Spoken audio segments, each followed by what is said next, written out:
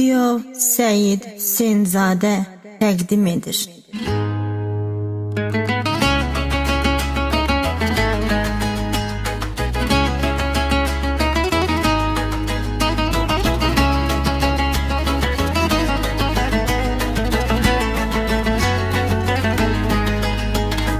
Yaxşı əməllər hamıya bəyandır, qardaşlarım bir-birinə təkandır. Yaxşıların xətri əzizdir mənə, çünki Qubada qaqaşlarım çalandı. Unutmarıq yaddadır dostlarımız, qeyd eləyim Qubadadır dostlarımız. Unutmarıq yaddadır dostlarımız, gör nə qədər Qubadadır dostlarımız.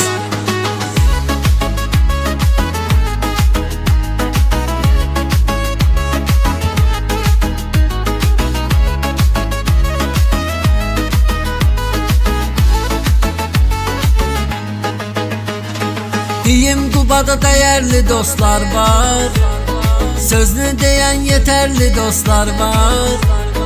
Oğullar tanınmış ad sanıyla, sözünü deyən hünərli dostlar var. Unutmarıq yaddadır dostlarımız, qeyd eləyim Qubadadır dostlarımız. Unutmarıq yaddadır dostlarımız, gör nə qədər Qubadadır dostlarımız.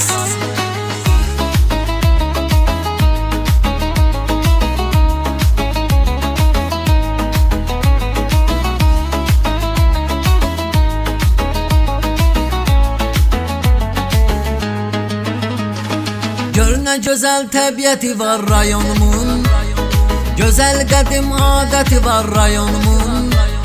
Gəlmək istəyən gəlib görər özü, qonaq sevər milləti var rayonumun. Unutmarıq yaddadır dostlarımız, qeyd eləyim Qubadadır dostlarımız. Unutmarıq yaddadır dostlarımız, gör nə qədər Qubadadır dostlarımız.